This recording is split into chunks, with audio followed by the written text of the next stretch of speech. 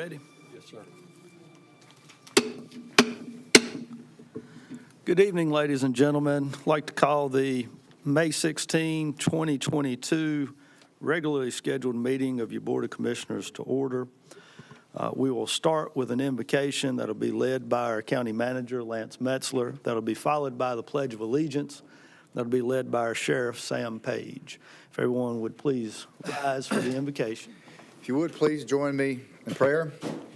Our Heavenly Father, we come together tonight with thankful hearts for your provision and your protection. We ask for discernment to do what is best for the citizens of our great county. Let us not forget the magnitude of our responsibility, nor take for granted the blessing of being leaders in our community and the auspicious opportunity we have to serve. We pray that you will teach us to work together for the betterment of society, strengthen us when our decisions are difficult, encourage us when we need reassurance. Please lead and guide us now as we begin this meeting. We pray these things in the precious name of Jesus. Amen. Amen. Everybody, please continue standing for the Pledge of Allegiance. Please face the flag. Allegiance to the flag of the United States of America and to the republic for which it stands, one nation, under God, indivisible, with liberty and justice for all. Thank you, Lance. Thank you, Sheriff Page.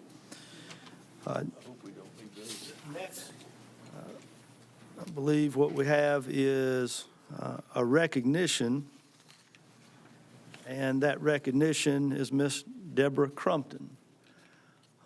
Lance, if you want to do a little introduction before Miss Crumpton comes down, that would be great. Sure. Miss Crumpton is here to talk about their efforts with the Baptists on Mission, the storm damage cleanup. As you're all aware, we had a F1 touchdown. It was even though it was an F1, it was a strong F1. It did a lot of damage to property and to the wooded area in the all the way from Baker Crossroad down to the Wolf Creek area across from Walmart. But we are very thankful for the group that we're about to talk with when Deborah comes up. But I did want to mention we did reach out to God's Pit Crew out of Danville. They were also here and did a tremendous amount of help, as well as Samaritan's Purse from Fairview. They were hosted by the Fairview Baptist Church in Reedsville. But the Pit Crew brought in 5 volunteers and 2 staff members.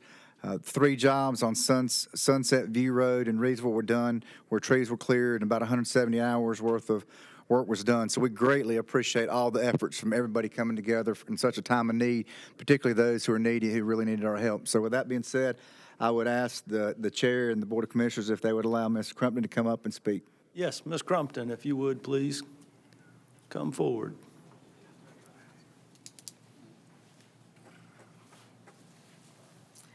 I would like to thank you for allowing us to come here and say this. I recognize my AT&T guy over there. Janet Rakestraw usually does this kind of thing for us, but she's down at Ocracoke enjoying some R&R right now. But Calvary Baptist Church that's located here on the corner of 87 and Sandy Cross belongs to the North Carolina Baptist State Convention of North Carolina, and we are a part of that. And so that convention, we have what is called Baptist on Mission, and it's just an arm of the convention, and it's the disaster relief section. And several of us have been trained. We've been across the country, across North Carolina. I personally have went to help with Harvey, Florence down in Newbern. We've had members at our church go to Key West when the Maria came through. So we've been all over, but this time was a little different. It was our own backyard. And we were contacted by the state convention if our church could be the hub. And so they came up, Jimmy and Pam Lawrence, who are our white hats. We have yellow hats. We're down low. We're the ones that do the work. But they coordinated everything through the state, and they actually reside in Madison, so they're local folks as well. We had chainsaw recovery groups here.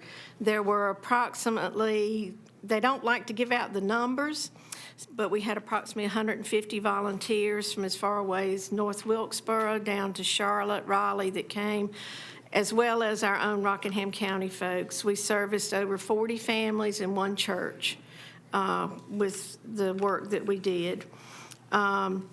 We were the, excuse me, this is a little nerve-wracking. I'm not used to this. And people at my back, I can't see them. But last week, Calvary was the hub for these volunteer efforts here in Wentworth. Our community came together to help our neighbors in need. On one day, we had Rakestraw Insurance Center provide hot dogs through the downtown hot dog guy. The town of Wentworth provided barbecue one day for the workers with Short Sugar's Barbecue. We had chicken and fixins that was provided by the Wentworth Baptist, Little Bethlehem, and the Piedmont Convention Center, which is across from Calvary Church. And Covington Wesleyan was supposed to have pizza on Friday, but we did so good, we finished up on Thursday. So the jobs were all completed, but a lot of the community came in and brought water, Gatorade, snacks, desserts. People were calling us individuals asking if what they could do. But the one thing that was noted through the whole thing is many of the homeowners came in after experiencing something so horrific. They just wanted a listening ear. And we as a church were glad that we could be there and do that for them, and we were being the hands and feet of Jesus in our community.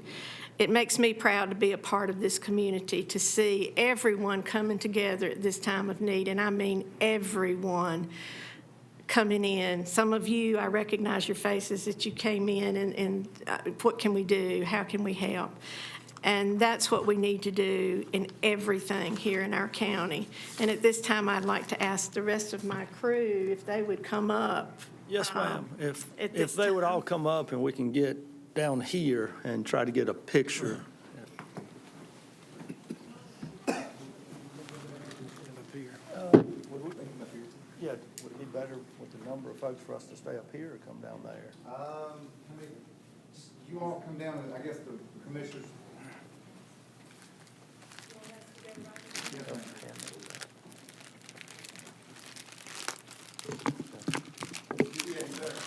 Well, he's got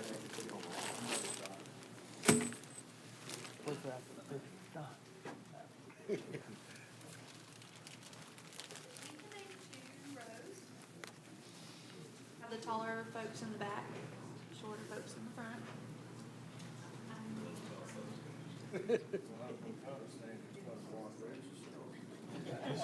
Block him out. At my request.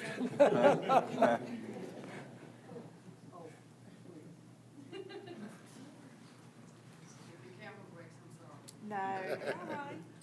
You could, I'm sorry, I don't know your name, but you're in your pink shirt. Yep.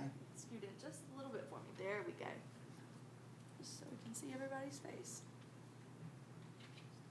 Okay, again, sorry, blue shirt, can you just go over just this way? A little bit more? Perfect. I'm sorry. She'll block him.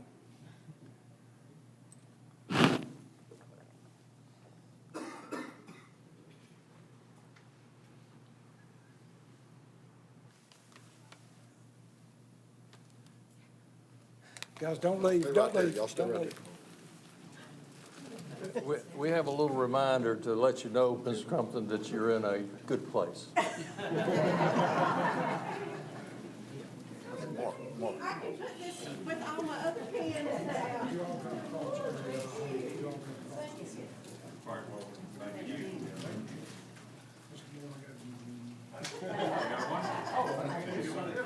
Yes, sir, yes, sir. Thank you. Again, thank you. Appreciate it. You're from the church where the sign is. Recognizing the gospel, I went to that place. Thank you. Thank you so much. Great to see you. Thank you. Thank you. Thank you. Thank you, sir. Thank you. All right. Well,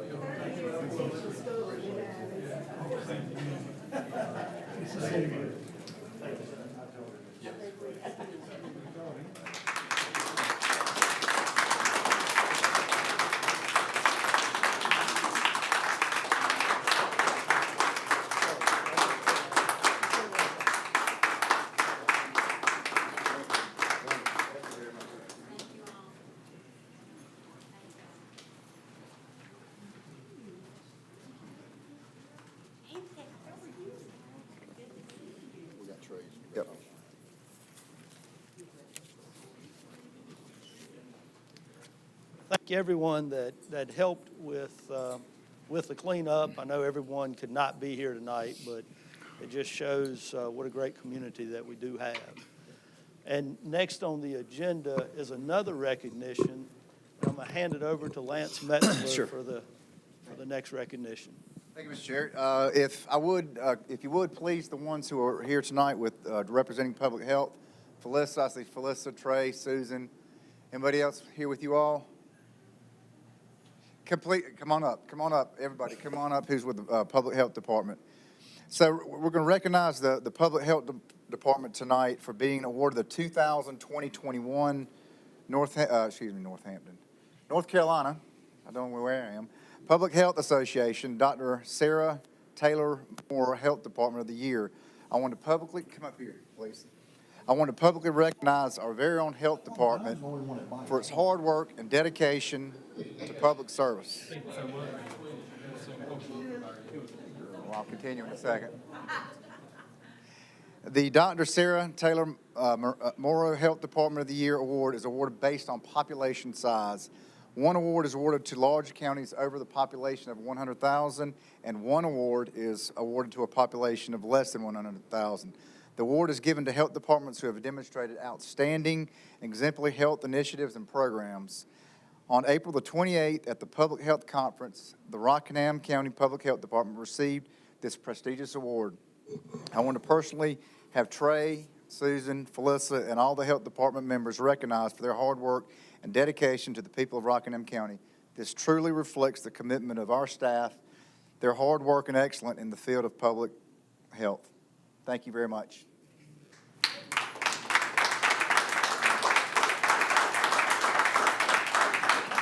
And they have sent a beautiful award to present to you for the Dr. Sarah Morrow Health Department of the Year. So congratulations. Thank you. And thank you for all your wonderful work. Thank you. Yes, sir.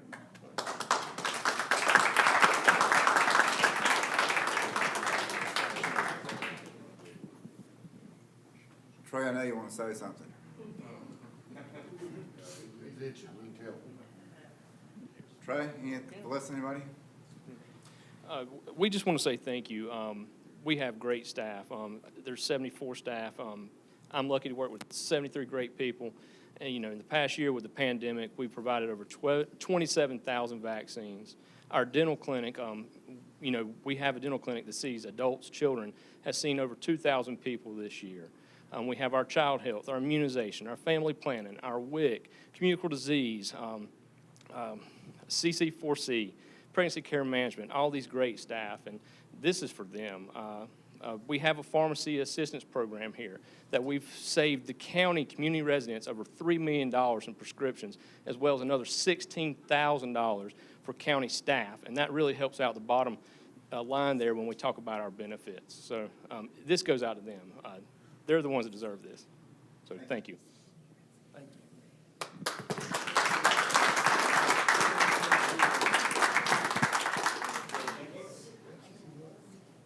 You're welcome. Thank you, Susan. Diane, thank you. Thank you very much.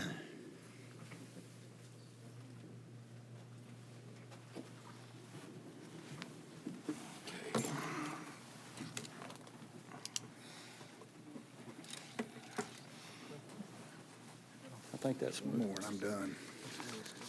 yes. Then, let's see.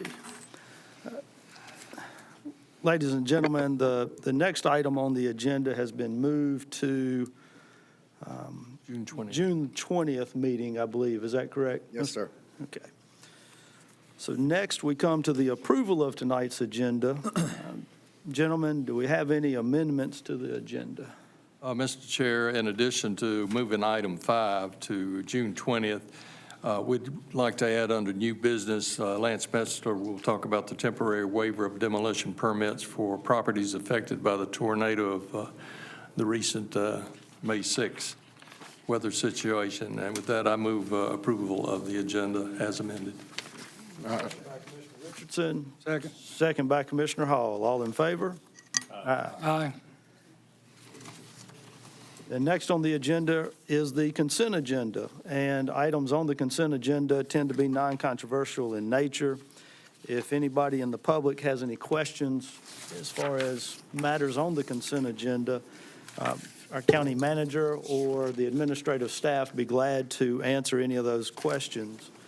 With that, do we have a motion to approve the consent agenda? So move, Mr. Chairman. Motion by Commissioner Travis, second by Commissioner Powell. All in favor, let it be known by the sound of aye. Aye. The next is public comment. We do have one person signed up for public comment. We do have rules pertaining to the public comment period. So, Mr. Metzler, if you would read those rules, please. Shall be for the purpose of allowing members of the public to present any matter pertaining to county business or items on the Board of Commissioners' agenda. Remarks should be addressed directly to the Board of Commissioners and not to the staff, the audience, or media. The chairperson shall open the public comment period. Any speaker who wishes to speak shall approach the podium and not from his or her seat. Each speaker shall clearly state his or her name and physical address when he or she approaches the podium. Citizens shall be allotted 3 minutes. Citizens will be allowed to yield their time on a specific topic. By utilizing one more attendee's time, this will allow no more than 6 minutes. Your time will be displayed on the monitor in front of you, right up here. The time clock will start with 3 minutes unless yielded time. You will hear a beep at 1 minute to alert you to wrap up your comments. If you are to yield your time or time is yielded to you, then please let the chair know in advance. Speakers appearing for the Board of Commissioners will not be allowed to campaign for public office, promote private business ventures, or use language of a personal nature which insults or demeans any person or which, when directed at a public official, is not related to his or her official duties. The Board of Commissioners may accept written comments in lieu of oral statements. Written statements can be delivered to the county manager's office. Mr. Chair. Thank you. And Sarah Carter, if you would come down, please. State your name and address into the microphone, and then the floor is yours. Sarah Carter, 821 Rocky Ford Road. As you might know, May is designated as National Foster Care Month. I want to say that having spent time in Rockingham County, I feel like this is the perfect place to take a look at some issues genuinely, shed some truth on some things, some light on some things, and put some willing hearts and minds to solve those issues. I want to say that we have a lot of people with very good intentions and good hearts that will be there for foster care children.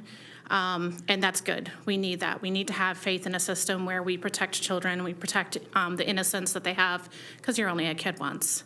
But we also do need to look at the aspects of the foster care system in which we take so many children that the statistics for children that are exposed to foster care are grave at this point. They're very grave. You face time in prison. You see a lot of people there have been in foster care. You face earlier pregnancies. You face actually a higher mortality rate in foster care than you do with your own parents, whether or not they're abused at home. Some problems that we have that lead to excessive exposure of foster care or unnecessary care, because some foster care is necessary for children. We do need that system in place. But some things that lead to unnecessary exposure to foster care are not having properly trained social workers, not having qualified staff. We do promote the in-training on the job, but we have to be careful about the violations that we make to parents' constitutional rights and children's rights as well. I would love to see the county give parents, grandparents the opportunity to come together with social services, with you guys, with somebody to lay out the problems that we're having in the county with the child welfare system, see if we can get some answers and some solutions, and that also in turn helps heal people that have been hurt by the system unnecessarily when they can contribute meaningfully to the reasons that they have been hurt. Right now, I do want to caution the county, because counties like Bertie County, the state is coming in and taking over social services, and I don't want that in Rockingham County. I think we have good people here that want to do a good job. You know, the laws are like crazy. I don't expect any one person to follow them all. You just can't do that. That's not, perfection, and nobody's perfect except for Jesus. So if we can do that, if that would be something that the county would consider, I do have families willing to sit down and talk it out, see what's going on, try to find solutions, because you can't just complain. You have to have answers. You got to have solutions to problems. But it is a problem, and it is hurting children and families, and we do need to address that. So in the celebration of people who do go out there and sacrifice part of their lives, I'm appreciative. But let's address the problem of over excessive use of it so that it can be set aside for kids that really do need it. Because I'm going to be honest with my last 5 seconds. As a family integrity advocate, I have spoken with people that said, I'm the child that you needed to take. But I've also spoken with families that said, I'm the family whose children shouldn't have been taken. So I'd love to work with you guys in addressing that. Thank you so much for your time. Thank you. No one else signed up for public comment, so we'll move on to item 9 on the agenda, which is public hearings. First matter is case 2022-05, it's zoning amendment, and I'll hand it over to Marcy.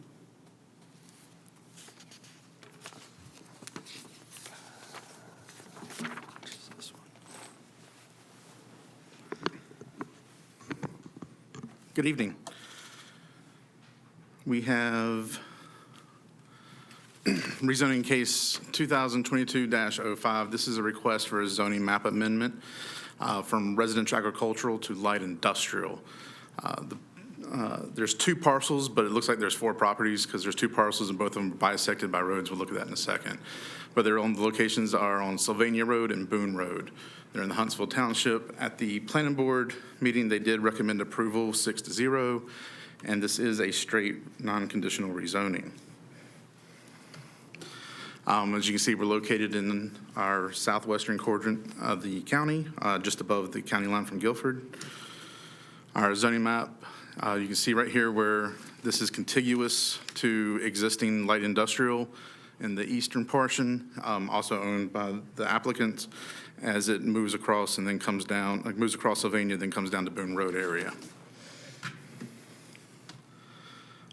Here is our environmental area map. You'll notice that there is a pond on one of the properties and some stream features. These will be taken care of usually with buffering and other measures from DEQ standards at the TRC meeting. It is in our G3 corridor for our land use map, which is our high growth density area along that 220 corridor. In that corridor, we do look at multiple classes of characterization uses of institutional work, of residential, of industrial. This falls into the industrial category. Let's see here. Planning does encourage that we do grow along the 220 corridor in this fashion. Nope. I thought I had another slide. I apologize. Again, like I said, the planning board did recommend approval of this 6-0. There were a few concerns brought up at that meeting involving environmental measures. We have taken it upon ourselves to work with the applicant to make sure that those things are addressed properly in the future. If you have any questions. Any questions from Marcy before we move into the public hearing phase of this? None. And prior to entering into the public hearing part, I'll ask Mr. Morris to kind of address what our role is at this stage and how this is handled, if you would, please. All those desiring to speak during a public hearing will sign in on the sign-up sheet located at the rear entrance of the commissioners' chambers. The chairperson or designee will read aloud the specific ordinance title, zoning issue, or other hearing matter being considered at the beginning of the hearing. For zoning and land development matters, the Director of Community Development or designee will, in general, present the facts of the public hearing, the decision of the Planning and Zoning Board, and staff's recommendation. Tonight, the public hearings on the agenda are focused mainly on rezoning. And with that, zoning map changes reviewed by the Board of Commissioners are legislative matters. These map changes are reviewed for reasonableness and consistency with the county's 2021 land use plan and Unified Development Ordinance, among other adopted plans. In making a decision, they consider the recommendations of planning staff and the county's planning board. When applicable, this board reviews potential land uses requested by the applicant. A zoning map change is the first of reviews and approvals that move a project forward. The Technical Review Committee, the TRC, reviews the technical items related but not limited to later development approvals, including transportation concerns, environmental issues, and county services. The TRC is comprised of professional staff and other agency members such as NCDOT, county schools, emergency services, and NCDEQ. The applicant or designee will be allotted up to 15 minutes to present their proposal. At the conclusion of the applicant's presentation, the public will have the opportunity to speak regarding the proposal. The public who signed up to speak will have 3 minutes to speak or can yield his or her time or can be yielded time from another individual. However, one individual will have no more than 6 minutes collectively. There is a 30-minute time limit for public comments. Each speaker shall clearly state his or her name and physical address when he or she approaches the podium. Once the public has had the opportunity to voice either in favor or against the proposal, the applicant may be allotted up to 7 minutes to provide a rebuttal. Following the public hearing on an ordinance or discussion by the public on an ordinance, zoning issue, or public issue, the Board of Commissioners shall be afforded an opportunity to speak and voice his or her views on the subject matter. At the conclusion of this debate, the question shall be called, and no further debate or statement shall be in order, and action will be taken regarding the public hearing. Mr. Chair. Thank you, Mr. Morris. And ladies and gentlemen, that applies to each of the public hearings that are on the agenda for tonight. So I believe our applicant is here, Mr. Al Leonard.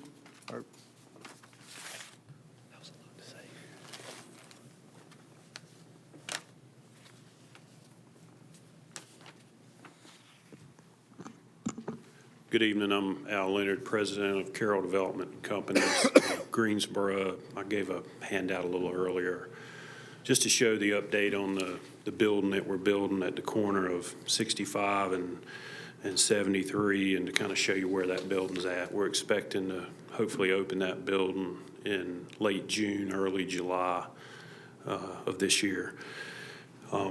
Like he said, one of the first things that we cross when we're showing properties like this is questions we get to mark your site off the list. And one of the first questions we get is your site zoned? And so we're just trying to get ahead of that curve.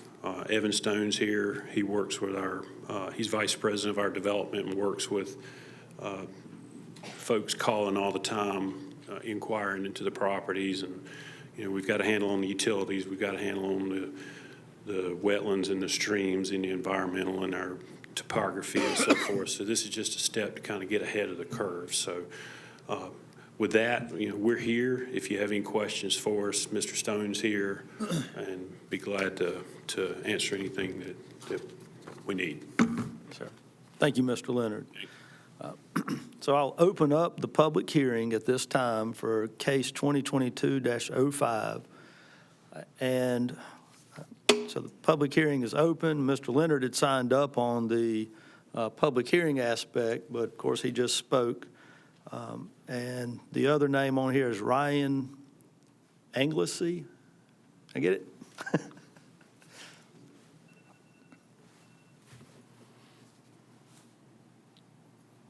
Mr. Anglesey, I'm assuming I got that right. I got a thumbs up. Pretty darn close. Angle C. Okay, well, thank you. That's pretty close. Okay, and if you would state your name and also your address, and you'll have 3 minutes.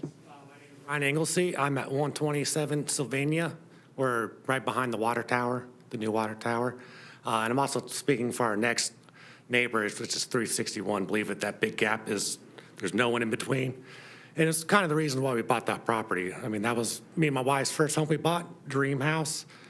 And we're not here to stop rezoning or development. We love that for Rockingham because we love Rockingham County now that we moved up here. We moved from Thomasville to here, Rockingham, so much better. All we're here is, I've been talking with the applicant, the Carroll Properties a little bit, and all we kind of wanted is get something in writing that we got, some kind of buffer. I know the Baileys, with the room of that new development that hasn't started up across from Ontex. They went right up to their property line. They got a wall. And last hearing, yes, they are going to put up some, foliage and stuff to block it off.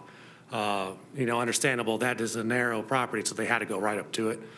But the property between me and our neighbor is the north side of Sylvania. And we kind of get, an agreement that say, hey, we can get a buffer zone. Don't come right up on us because that's the reason why I bought the house is the woods. First-time home buyers, we kind of never know what we're doing. Didn't do the research, and it was sold a year before from the Knights. Didn't do our research, and, it's kind of our mishap, but we love the house. It's built from logs from 1890s from local property.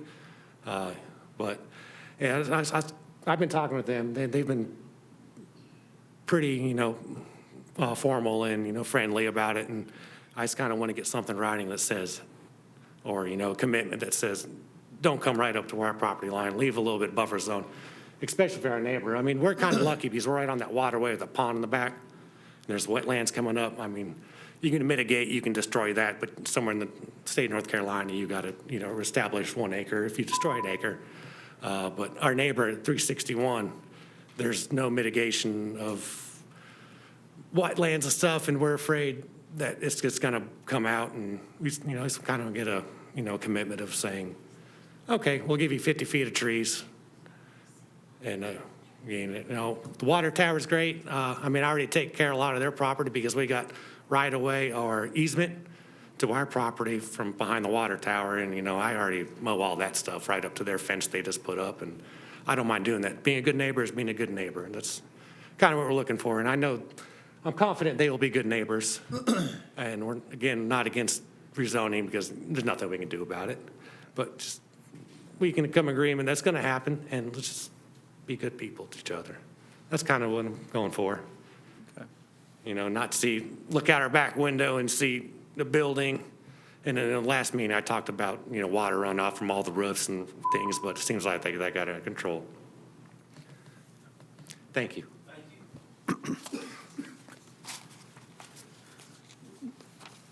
That is everyone that has signed up for the public hearing aspect of this. So with that, I will close the public hearing. Gentlemen, do you have any questions at this point? Mr. Chair, I'm going to ask Marcy, in interest to what Ryan was talking about there, is indeed these accommodations part of the plan? Our ordinances already lay out certain types of landscaping and setbacks. What they're requesting, I believe, since this is a straight rezoning, we can't apply any conditions to it. So we can't require them to leave the existing vegetation, but we can require them to establish some type of visual buffer after the fact.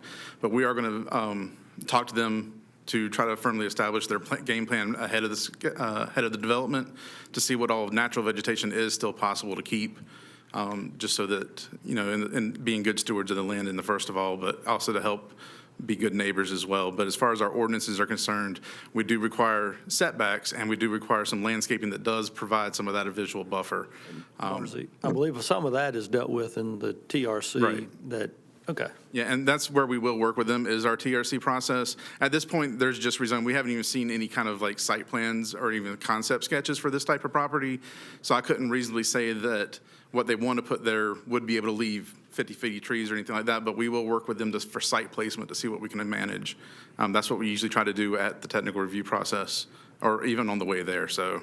Yeah, I was aware this is a TRC activity. I was just trying to get, for Mr. Anglesey, a comfort level that our friends from the Development Corporation were going to help him out. Yeah, and we'll do our best. Honestly, we try to do that with everybody in the first place, just to help maintain that stable vegetation and natural environment in the first place. Any other questions? Okay. Commissioner Travis. Marzi, if you can, make sure you get his, Mr. Anglesey's information. I like to keep him involved with what's going on. I think that's the biggest problem a lot of development has is lack of communication with the residents. So definitely stay in touch with him, let him know what's going on so he's aware. Will do. And just while I have the floor on that matter, anyone who ever has questions on these developments or whatever can also come and speak to us prior to our technical review committee, during and after, to get updates and check on things in the first of all. But if they want to leave us with like what I call a sunshine list, we're happy to keep everybody in the loop as we move forward. Okay. Thank you. Any other questions? If not, do we have a motion? Make a motion. All right. Mr. Powell? I'll second. Motion by Mr. Powell, I'm assuming that's for approval Yes, it with is. statements and analysis of 2022-05. That's correct. Okay, motion by Mr. Powell, second by Commissioner Hall. All in favor, let it be known by the sound of aye. Aye. Any opposed?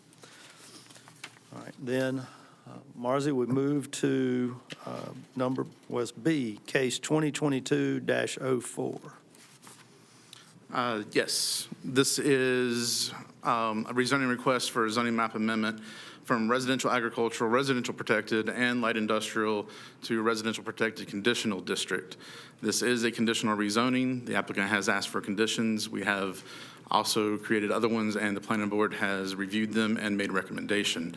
The location of this is Friddle Road and US 220. And I guess also would be part of the private road of Bennett Farm Road. The planning board did vote approval with these conditions 6-0 at their April meeting. This property is plus or minus 79 acres. It is located also in the southwestern quadrant of the county in our G3 growth corridor. You can see the zoning right here. There's a little segment of LI at the bottom part of it, then RA is the big chunk, and there's a small portion of RP right up there against Bennett Farm Road. Environmental does display a pretty significant creek running through the property that I believe has been accounted for in their concept design. And again, it's in our G3 growth corridor, which does talk about having medium density and residential districts or residential subdivisions in that growth corridor, along with other mixed uses. At the meeting, and also in your packet, I added a separate sheet of what those conditions that were brought up at that meeting. Since that meeting, well, first of all, let me go over those conditions. Allowance for minimum lot width of 40 feet or greater. Our ordinance allows for major subdivisions to have 40-foot lots, but not on state roads, and I believe the intent is to give them over the state, so they're requesting to still be able to maintain those 40-foot lots. Reduction of the required front setbacks for state-maintained roads, typically 35 feet. They're requesting the 15-foot we would allow for a local road. We went ahead and requested that in order to make a decent building envelope, rather than a 20-foot wide property, to allow for a reduction of side setbacks if 40-foot lots are approved. 10-foot minimum between principal structures is the state regulations for the building code, so we requested 5-foot side setbacks to allow for a 30-foot structural envelope. And while they have requested, the planning board did approve a condition for a written statement from DOT regarding the traffic, I believe DOT is going one step further and requiring a full TIA, traffic impact analysis for this project. So these conditions are what the planning board recommended. Since that time, I believe we've had a few discussions with the applicants. They've got a different proposal. Y'all can consider that. That is not an issue legally, just so you're aware. But we're fine with these, I think, at this point, from a staff level and from the planning board level. And with that, if you have any questions of me at this time. Anyone have any questions of Marzie at this time? Mr. Chairman, can you have them put the map back up, please? Which one? Zoning? Your zoning map, yeah. There you go. Thank you. Keep that right there. Also, just to point out, since we broached it with the other subject, the conditions that get applied to these conditional properties for conditional rezoning are used to help guide at the actual review when we finally get a preliminary plat. All concept plats are preliminary until approved. Before we move on to the applicant? Okay. I believe the applicant, which is Allied, is here. If you would come forward and present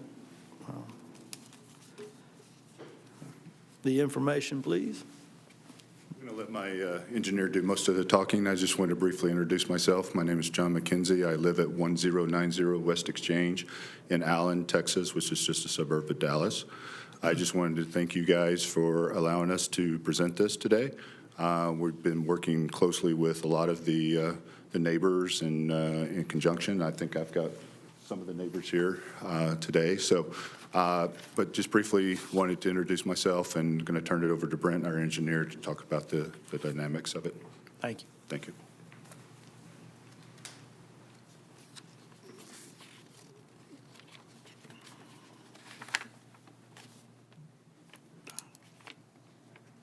Good evening, all.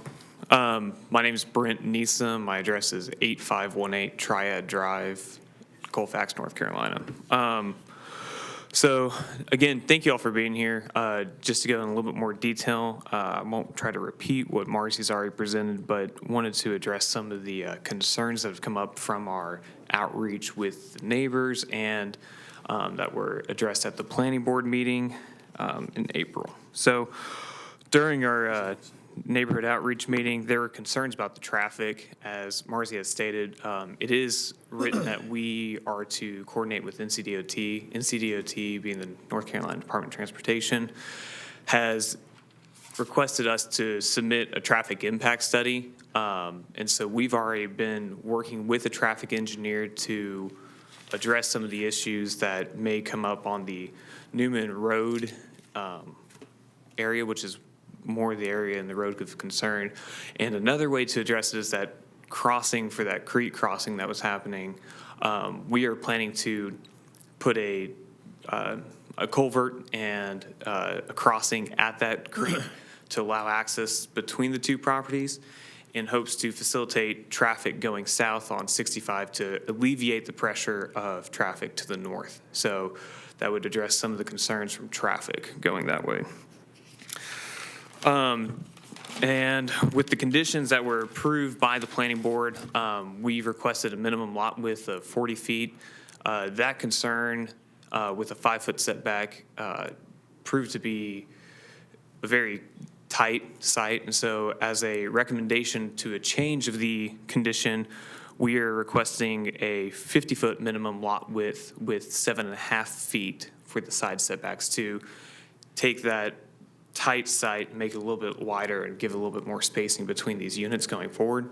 Doing a 7.5-foot uniform setback on the entire site to give some uniformity to the plan from a planning staff. We think this product would be better for the county. It works well for us and it works well for planning staff. And we believe this amendment fits the ordinance and the county growth plan. So those are the only issues I had, and if you had any questions, please let me know, and we'll. Any questions at this point in time before we open up for public hearing from the people that signed up? No? All right, thank you. And with that, ladies and gentlemen, the same rules that were read before the first public hearing apply to this one as well. And I believe the first two gentlemen, the presenters, signed up for public hearing. Is there anything y'all want to add, want to open this up? Okay. So we'll open the public hearing. And Kim Knight, I believe Ms. Knight signed up. If you'll state your name and your address, please. Hi there, I'm Kim Knight, and my address is 261 Martin Farm Road in Madison. And my husband Ken and I are the owners of the small portion of land, about 18 acres, that's been added to the Friddle property that Allied wants to build on. And so I just thought I'd mention that we didn't have this property for sale when they reached out to us. We own a small mobile home park there with 5 or 6 units on it.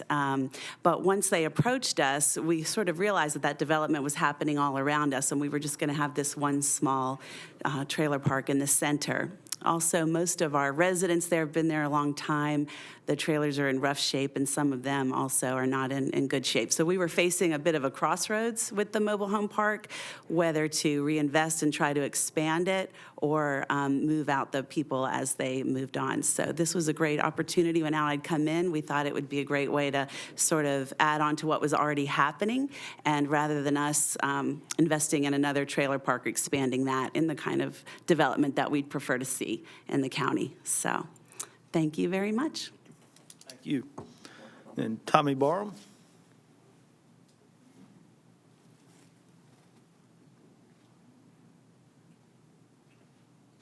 My name's Tommy Barham. I live at 9123 Highway 65 in the beautiful city of Stokesdale, North Carolina. I live within eyesight of the new Ontax factory and the new building that has been built, the new shopping building. I rise in opposition to the plan. I understand about progress. I understand about infrastructure. You have invested a bunch of money in sewer and water. The things I have questions about is what exactly is a major subdivision? I mean, Collybrook is right below me, and it's probably around 100 homes. And they're also clearing land beside Collybrook, and I assume that's going to be Collybrook 2 or whatever. And they're going to do homes at the intersection of Haynes Road and 65. I do not know how many homes will be there, but my concerns are the environmental impact of our area, the water runoff, the holding ponds. It's a mosquito breeding haven. The traffic impact of the area, the ingress, the egress of the routes, the safety, school bus traffic. You know, 220/I-73 is very dangerous. 65 is becoming more dangerous because of traffic. I've never seen a life flight in person until 73 was completed, and there was a fatality there. And then there was one near the Red Birch up the road. The traffic pattern and the noise pollution is probably the two major things. You know, I'm sure you all know where I live. I can sit on my front porch now that I'm retired, and I can see the Lowe's truck and the Hedgecock trucks full of lumber going down the road. I can see the heavy equipment going up the road and down the road. Sheriff Page, I see his men and women going up and down the road at high rates of speed often, and I assume they have a good reason to do that. I've seen every ambulance in the county going up and down the road, you know, trying to sleep at night, which I understand, progress is progress, but I would just like to see these items looked at.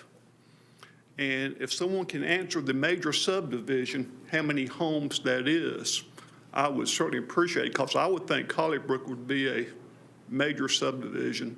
But they're beautiful homes. They add property tax value to the county. I know you guys got to pay for things, so that's all I have to say. And thank you for giving me the time to appear before you, and I appreciate any of the guidance that you folks can give me. Thank you. And Jean Curry. She was actually on my property listing. She signed up for the wrong one. She'll be skipping. Okay, all right. 361 Sylvania. Okay, thank you. Then no one else signed up on this one. With that, we will close the public hearing. Gentlemen, do we have any questions or a motion? Mr. Chair, I believe Marcy might be able to explain the technicality. Very good question about major subdivision, and I think you ought to start by telling them what's the minimum size for a major subdivision. Yeah. Before you explain what's going on here. For clarity's sake, by our ordinance definitions, a major subdivision is actually 6 lots or more. So in order to be considered a minor subdivision, it'd be 5 or less. This, more or less, though, would be in the vein of a Collybrook or Winsome Forest or anything else that we've been dealing with lately. They are looking at, I believe, 300, roughly about 300 homes in that area. I want to change the name of that major subdivision to super huge subdivision. Yeah, there's some misnomers in our land use jargon. However, for what we're talking about in this case, as far as a use of land, a major subdivision would be a medium to high density subdivision of homes, as opposed to technicality of 6 subdivisions of land. So the use versus the technicality of subdivision, if that makes any sense. Did that help? Probably not. In this case, yeah, multiple lots of homes, and that would be considered a major subdivision by use. I'm trying to see Mr. Barham's reaction if I don't want to turn if he around. understood what you were saying. Yeah, he was shocked by that Receive these 300 mark. notices. They're more than welcome to come ask us questions. We will do our job to sit down with them as long as it takes to go through all the projects. This is premature considering the rezoning aspect, but the statutes are pretty strict on environmental concerns, and that was also one of Mr. Barham's concerns, and I believe you can address that. Our environmental concerns for this usually fall under our watershed ordinance and also state laws from DEQ monitored policies and programs. So our DEQ advisor from Winston-Salem office sits on our technical review committee and will ensure that what we do to this area, that all the buffers and everything are maintained properly and a sufficient amount of land is moved to warrant it, then certain types of stormwater controls may be involved as well. So that's the stuff we look at after this fact that I can't really say that, yes, it will have multiple retention ponds. I can say the state will investigate it thoroughly to ensure that soil erosion control is managed properly. One more if I can. Considering the density of this housing unit, does the plan include common use space, open space, in addition to the fairly dense housing? I believe the concept plan that I have seen does manage to have some type of open space, whether there's quality of life enhancements. We haven't fully vetted that part in this process yet. I will say that at their acreage, they're still below their a maximum allowed density at 5 units per acre, so that they're maintaining open space by having less homes and from their new proposal, larger lot sizes as opposed to more dense lot sizes. So I'd say that'd be a step towards that direction of maintaining open space and allotments. Yes, and Mr. Chair, with a matter of privilege, I can address some of the traffic pattern issues, Mr. Barham, because I can tell you that DOT is presently looking at not only this area, but a continuation to the north on either side of I-73 as a whole. And obviously, it needs to be taken as a whole, not just this one segment. And that is a major concern. Potential schools, potential other housing developments, and DOT has not arrived, at least I haven't seen any sort of plan, but I do know it's with the engineers now, and they've been tasked to provide an overall plan. Any other questions? Commissioner Travis? I guess Margie is pretty much a comment. I know we got water and sewer lines there, water lines there, but the biggest complaint I get is from the local residents that are complaining about the overtaxation or overtaxing of the fire departments. You know, as we know, we're all volunteer fire departments, and they're already stretched thin as it is because they can't get volunteers. So I'm wondering, has Allied reached out to the local fire department and explained to them what's really going on so they can be prepared for what you're about to do? Because I'm sure Mark Richardson and others have heard from certain members of the fire departments their biggest complaint is the fast growth without anybody sitting down talking to them. And they really want to provide the service they need, but if they don't know what's going on, it's hard for them to prepare for what you're doing. So I'm asking you if you could reach out to the local fire departments and see if you can, win them over, I guess. And if I can address that real quick, recently, you know, while our technical review committee does have the emergency services and the fire marshals on there, we have reached out to the local fire departments to add the fire chiefs, so they will be more informed moving forward.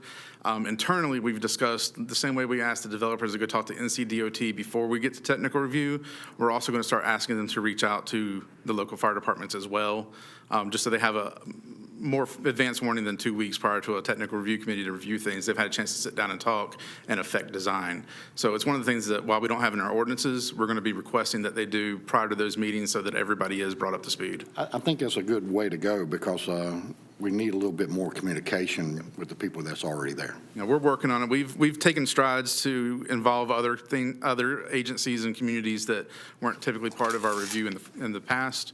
We've taken strides to bring them on board in the last few months. So that's a continuing process as we've handled this growth, but we're always continually evaluating those things. And I think that's all the calls I get, most of it's talking about, are we planning ahead, or do we have infrastructure in place? And the fire department, I think Mark can agree, their biggest concern is, are they going to have enough people, volunteers, and trucks to handle what's coming? Volunteerism is a thing that does plague a lot of our state currently, and I'm glad this county has been a little bit ahead of the game on that, but I'm hoping we can sort some of those kinks out so that they don't run afoul of that and distress their people. Mr. Chairman. Any All right, do we have a motion? If I may, real quick, for clarity's sake, there's a difference between the planning board's request and the applicant's request tonight. Yes. We are, as a staff, fine with their current new request of 50-foot at 7.5.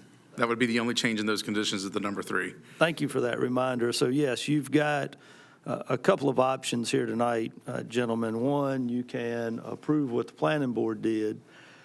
Two, you can, or deny, you can approve the amendment that was requested, or you could send it back to planning board for them to review the amendment that was requested. I believe those are your options. So do we have? Mr. Chairman, I make a motion to approve the zoning request with the amended changes Okay. the applicant requested. And is that with statements and analysis? Yes, sir. Okay. Do we have a second? All right, so motion by Commissioner Travis, second by Commissioner Richardson. That's with the amended application. And you'd have to remind me what that figure is. Was it 7.5 foot? 7.5-foot side setbacks, 50-foot wide minimum widths for the property. All in favor, let it be known by the sound of aye. Aye. Any opposed? Okay, thank you. And then the last case on under this part of the agenda, case 2202-06. Should that be 2022? It says case 2202. Yeah, see right there. Be 2022-02. Yes. 06. Yeah, it's 06. We, last minute changes and shuffling of this, we ended up cut and pasting wrong things. Okay. I apologize on that one. This was my oversight this time. It is 2022-06. This is a request for a zoning map amendment from residential protected to residential agricultural. This is a split parcel at 144 DD's Drive in Wentworth. The planning board did recommend approval 6-0, and this is non-conditional. It's right here, smack dab, right in the middle of the county. You'll notice from this map that part of it's in Wentworth's jurisdiction, part of it's in our jurisdiction. Wentworth went ahead and already approved the rezoning to RA for the portion that's in their jurisdiction this month at their meeting. That just leaves us to approve our part if y'all are so inclined. Thank you, Marzi. And anyone have any questions of Marzi at this point? It is going back to the RA classification is the request. It was approved 6-0 at planning board. If no questions, I'll open the public hearing. No one signed up in this matter to speak during the public hearing. So with that, we will close the public hearing. And do we have a motion, gentlemen? You make the motion to approve case 2022-06 with analysis statement. Second. Motion by Commissioner Travis, second by Commissioner Hall. All in favor, let it be known by the sound of aye. Aye. Any opposed? And number 10, presentation of this year's budget. Mr. Metzler. Already got it. Ready to roll?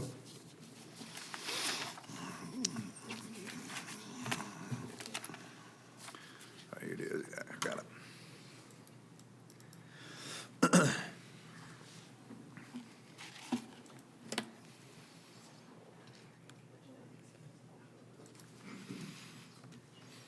Okay, Mr. Chair and Commissioners, thank you for allowing me to present the fiscal year 22-23 recommended budget. I'd like to take this opportunity to thank the budget team members, Paul Murray, Pat Galloway, Justin Thacker, and Aaron Anderson, especially Paul. His expertise with this was great. He's got plenty of years in the budget business, so he's done a great job and has really kind of led the lead with this and assisted in every manner. So, Paul, we greatly appreciate your strength in that area.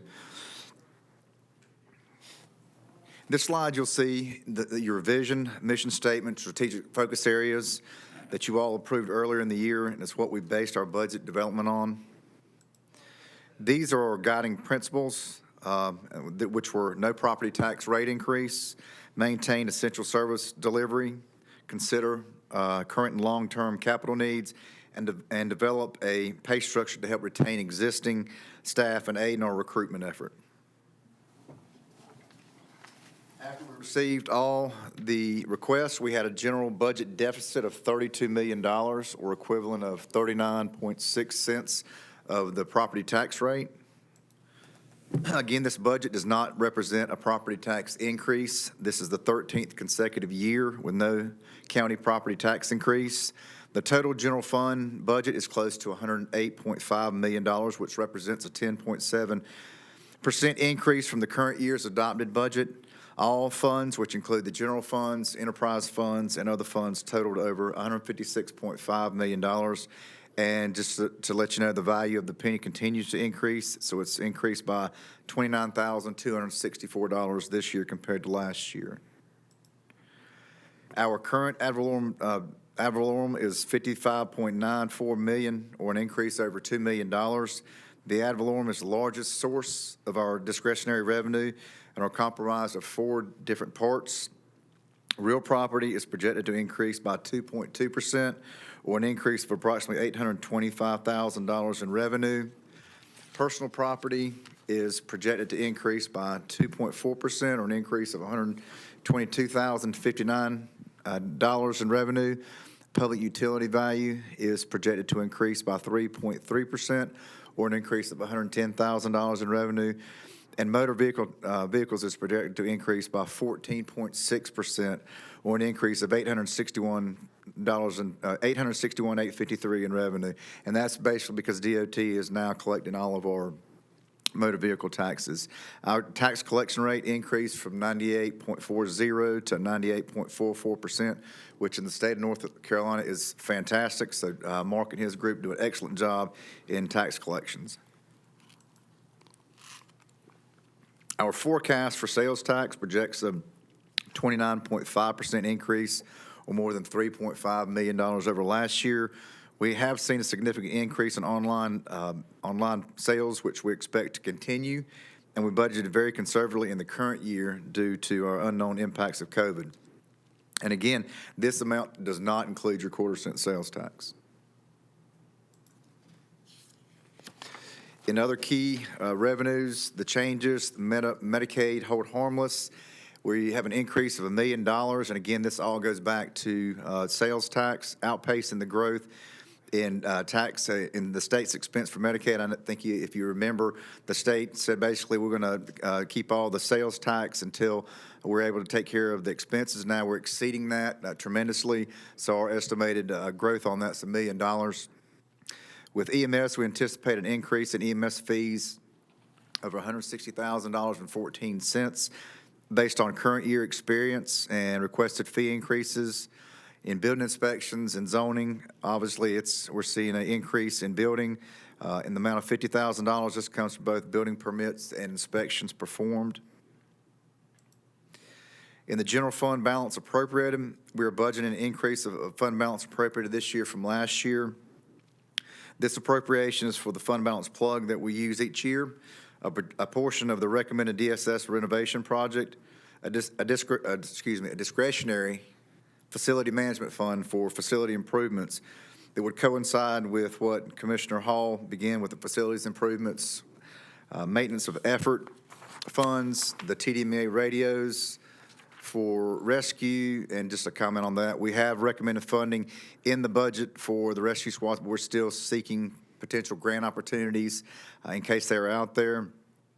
KB rental funds for integrated health, excuse me. Moving to expenditures from revenues, we had a request for 17.5 additional positions, but are only recommending 4.7 full-time position. That sounds kind of weird, 17.5, 4.7, but we can get into that during the discussion on the first. Most are in health and human services, and 1 position in building inspections. We're also recommending to eliminate some positions as well, which we'll discuss also on the first. As you all are aware, we are having a very difficult time with retention and recruitment of staff. It's not just a Rockingham County issue, but regardless, we still need to be competitive in order to have the staff to provide adequate services that our citizens expect. We have projected a turnover rate of 2.5 times a normal year. It's projected to be over 22% by the end of this fiscal year, One troubling statistic that we found is that more than 40% of our current employees have less than 2 years' experience. To attempt to give us the tools to retain and recruit, we're recommending the following: a 2% cost of living increase, up to 4% merit increase. We have asked the Piedmont Triad Regional Council to include all positions in the compensation pay study and have budgeted $2.8 million to cover the recommendation. This may or may not cover the results from the study, but we'll know something later on in June or July.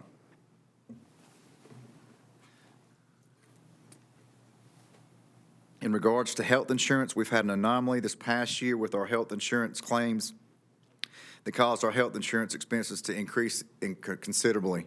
Fortunately, it was an anomaly year this past year, and we've seen a significant decrease. We are 21.7% less than last year. This budget includes no rate increase, and the intent is to replenish the health insurance reserves that we utilized this past year when we had such a bad experience. As you're aware, you all approved conceptually the capital improvement plan last year. I'm recommending utilizing almost $3.5 million for capital projects. The revenues will come from the following: previous set-aside funds for the TDMA radios, funding from the 5.5-cent CIP set-aside funds, repurposed funding from previously dedicated projects, some from the general fund balance, and some from general capital fund balance. $3.5 million capital improvement revenues are recommended to fund the following capital projects: the radios for the county public safety and rescue squads, and again, we'll try to seek funding, grant funding for rescue squads if they're available. The elections auto marks, which are ADA compliant, voting machines, which will accommodate the new firmware that the state may be mandating, EMS laptops for the MDT programs, the continuation of the MDT programs, converting one of the warehouses we have over here on Cherokee Camp Road for full-time storage. As you're probably aware, we've got storage all over the place. We wanted one area that we keep storage for all departments, and there will be secured areas. Excuse me. Also in that is the DSS renovations, flooring to replace the remainder of the governmental center and replace outdated tax software. Moving on to the Landfill Fund, we've developed a RFP, a request for proposal, for contracting out landfill operations and maintenance. It was released on April 21st, and responses are back to the county by May 18th. Because of this, no large capital equipment is recommended at this point. The recommended budget includes setting aside $650,000 for future year cell construction, and $1 per ton tipping fee increase is recommended to make sure there's enough funding for future cell construction and closure and post-closure expenses. This was also a recommendation from our consultant, Ray Hoffman. We received the public schools budget, and they are requesting no increase in its current expense allocation and almost a $22 million increase in their capital outlay request. The recommended budget maintains the current year appropriation for both the expense and capital outlay. The schools will have over $4 million in their capital reserve fund balance at the end of next year if they did not spend any this year. RCC's requested a 12.1% increase in current expense and a 1.6% increase in capital outlay. The recommended budget maintains the current year appropriation and recommends a small increase of $2,065 in capital outlay funding because the debt of the science lab is decreasing. We will transfer $1.23 million to RCC from the quarter-cent sales tax, and the remaining $1.83 million will be sent to the county's debt service fund to cover the debt payment for the Workforce Development Center. The county issued $21.16 million in debt to construct the new Workforce Development Center on May 5th. The annual debt payment is approximately $1.8 million, which comes from the quarter-cent sales tax. In conclusion, the department heads and staff were very effective in meeting deadlines and sharing information. We used all the tools that we had in order to provide a sound, balanced budget that preserves funding for county services, prepares us for capital needs, and improves the county's ability to recruit and retain qualified staff. This budget ensures the county will continue to provide citizens with the quality of services that they need and deserve. Next steps, the board and staff will have a budget work session on June the 1st, starting at 8 a.m. in the morning in the Commissioners' room and here, and a public hearing will be held on June 6th. Again, thank you for allowing me to present my recommended budget, and look forward to working with you all at the work session on June the 1st. Mr. Chair? Time into that, and we'll certainly spend a lot more time on it on June the 1st. So, Yes, sir. Thank you. thank you. Next, under new business, we do have one matter that probably be very brief, and that is temporary waiver of demolition permit fees for properties affected by the tornado on Friday, May the 6th. Do you have anything to add to that, Mr. Metz? No, just to update, we had 28 structures damaged in the tornado. They will not all need demolition permits. Best guess would say probably 5 to 10 at the most would need those waivers. Okay. Do we have a motion to approve that or any questions? So moved, Mr. Motion by Commissioner Travis, second by Commissioner Powell. All in favor, let it be known by the sound of aye. Aye. Any opposed? Then we come to Commissioner comments. Commissioner Travis. No comment tonight. Okay. Commissioner Powell. Just like to say thank you once again to all the residents in the county that went out and helped in the tornado damage. It was very encouraging to see the outpour of support for people that experienced damage during that. And to all of our EMS and first responders and sheriff's departments. And to Sheriff Page, I actually get better weather information from the scanner from your people than I do online, so I always flip over in climate weather. So we thank you for that and thank our community. We do live in a great place. Rockingham County's motto is it's a good place to be, but it's a great place to be. Thank you. Thank you. Commissioner Hall. Thank you, Mr. Chair. And appreciate all those who were here tonight. Especially like to thank our elected officials for being here tonight. I see Sheriff Sam Page. Thank you for being here. And I'd like to thank our school board chair, Kimberly McMichael, and our liaison, Paula Rakestraw. Thank you guys for being here tonight. We appreciate you guys and your service to the community. Mr. Chair. Thank you. Commissioner Richardson. Thank you, Mr. Chairman. I appreciate all the folks that took the time to come here. We kind of dwindled a little bit as the night went on, but I understand that rationale. And once again, trade to you and all your people. That's a tremendous award. I don't know the exact number. I think it's like you did better than 80-some counties when you look at the criteria, and so I think that speaks well. And commendation to all the Health and Human Services folks.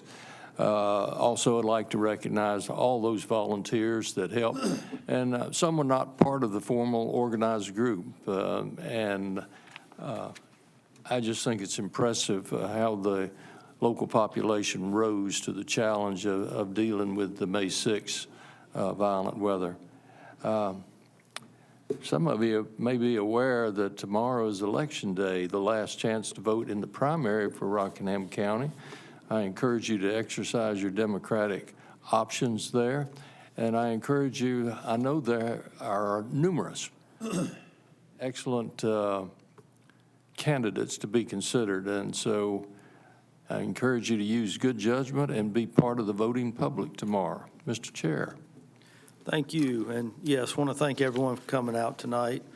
And certainly the volunteers and the people that helped with the cleanup from the tornado. It is a strong show of the community spirit that Rockingham County has. I also want to thank Ms. Carter for bringing up the foster care week, or month, I guess it is, this month. And ladies and gentlemen, we're always in need of more foster families, people to help these children that are placed in foster care. So contact the Department of Social Services. We always need families to help in that regard. With that, I believe we've got a closed session on the agenda, and that is if we could have a motion to go into closed session pursuant to 143-318.1 A1, approving minutes, and A5, instruct negotiating agents. So moved. All right, motion by Commissioner Hall, second by Commissioner Powell. All in favor, let it be known by the sound of aye. Aye. And I will tell those tuning in, we will recess this meeting to that June 1st date here in our Commissioner chambers at 8 a.m. to take up those budget discussions. Thank you. And with that, we'll be in closed session in just a minute.